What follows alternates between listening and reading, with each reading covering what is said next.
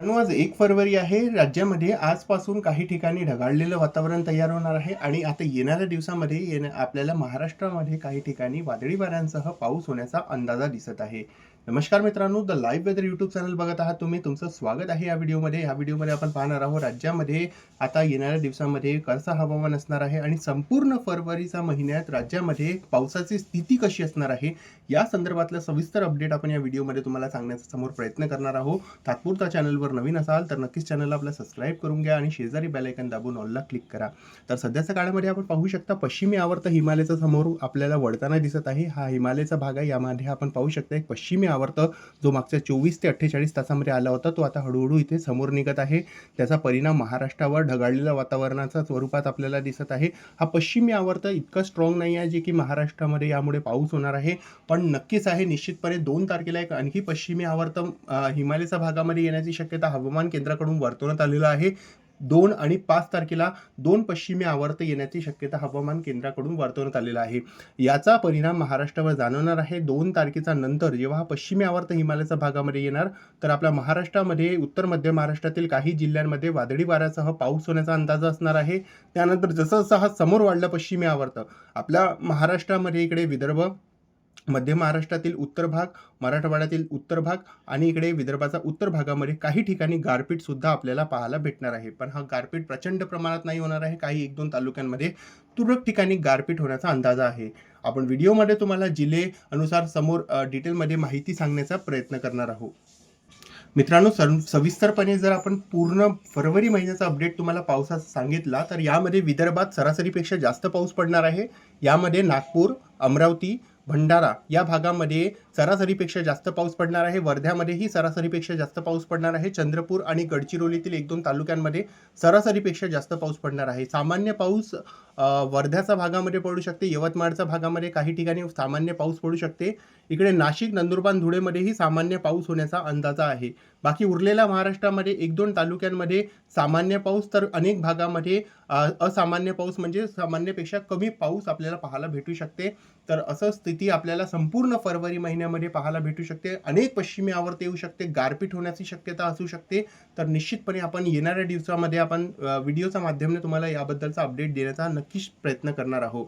आपण जर तापमान संदर्भातला तुम्हाला अपडेट इथे दिला तर आपण इथे बघितलं मिनिमम तापमान काय असणार आहे. रात्रीचे तापमान राज्यभरावर फरवरी महिन्यात तर राज्यभरावर थंडी कमी जाणवण्याची शक्यता आहे. विदर्भाच्या भागामध्ये काहीसं थंडीचं प्रमाण कमी असणार आहे. बाकी मध्य महाराष्ट्रामध्ये थंडी कमी जाणवण्याची शक्यता आहे. यामध्ये नाशिक, जळगाव, त्यानंतर छत्रपती संभाजीनगर, अहिल्यानगर या संपूर्ण भागामध्ये थंडी कमी जाणवण्याची शक्यता आहे. त्यानंतर जर आपण मॅक्सिमम टेम्परेचर दिवसाचे तापमान बघितले तर यामध्ये दिवसाचे तापमान राज्यामध्ये कमीच असणार आहे. सध्या आता उन्हाळ्याला सुरुवात होणार आहे. येणाऱ्या दिवसामध्ये आपण निश्चितपणे अपडेट देणार आहोत. पण आता सध्या तरी हे तापमान फरवरी महिन्यामध्ये आहे. फरवरी महिन्यात कुठल्याही भागामध्ये अधिक तापमान वाढण्याची शक्यता नाही दिसत आहे आणि सरासरीपेक्षा अनेक भागामध्ये नॉर्मल टेम्परेचर्स राहणार आहेत. नॉर्मलपेक्षा काही भागामध्ये इकडे दक्षिण पश्चिम महाराष्ट्राच्या भागामध्ये वाढताना आपल्याला दिसू शकतात. पण काही 1-2 तालुक्यांमध्ये 1-2 जिल्ह्यांमध्ये अशी परिस्थिती सोलापूर, धाराशिव आणि साताऱ्याच्या आसपासच्या भागामध्ये आपल्याला दिसत आहे. बाकी राज्यभरावर तापमान सरासरीच्या तुलनेत सामान्य असणार आहे संपूर्ण फरवरी महिन्यामध्ये. मित्रांनो, शक्यता आहे 3 तारखेपासून राज्यामध्ये काही ठिकाणी आपल्याला पाऊस पाहायला भेटू शकते अशी शक्यता आपल्याला इथे दिसत आहे.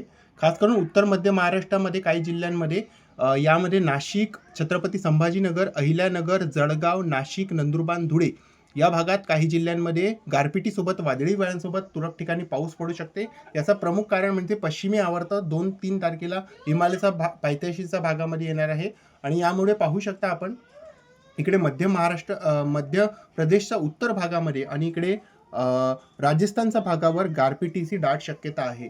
तर याचा परिणाम महाराष्ट्रावर जाणार आहे कारण इथून एक ट्रफ बनणार आहे.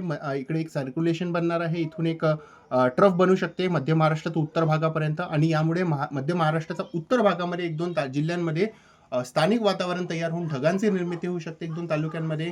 यामध्ये जळगावचा भाग असू शकते किंवा नंदुरबारचा भाग असू शकते किंवा नाशिकचा भाग असू शकते, छत्रपती संभाजीनगरचा भाग असू शकते, अहिल्यानगरचा भाग असू शकते. या भागामध्ये अशी परिस्थिती बनू शकते आणि जर की तुरळक ठिकाणी वातावरण अनुकूल असला तर इकडे विदर्भातील पश्चिम भागामध्येही तुरळक ठिकाणी ढगाळलेलं वातावरण आपल्याला पाहायला भेटू शकते.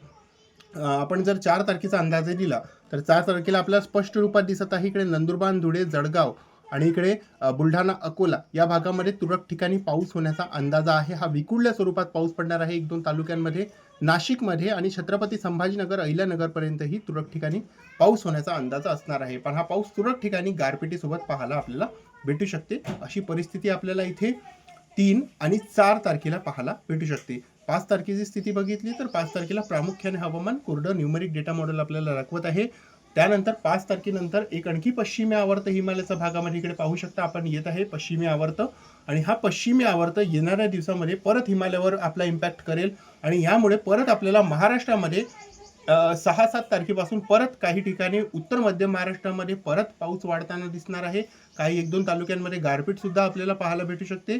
त्यानंतर जर आपण समोर बघूया, सध्या न्यूमरिक डेटा मॉडेल प्रोजेक्शन नाही देत आहे, पण 7 आणि 8 तारखे 6-7च्या आसपासच्या तारखेमध्ये विदर्भामध्येही 1-2 तालुक्यांमध्ये आपल्याला पाऊस पाहायला भेटू शकते अशी शक्यता आहे. निश्चितपणे अपडेट्स देणार आहोत आपण तुम्हाला. आणि 7 तारखेला न्यूमरिक डेटा मॉडेल सध्या कुठलाही प्रोजेक्शन नाही देत आहे पावसाचा.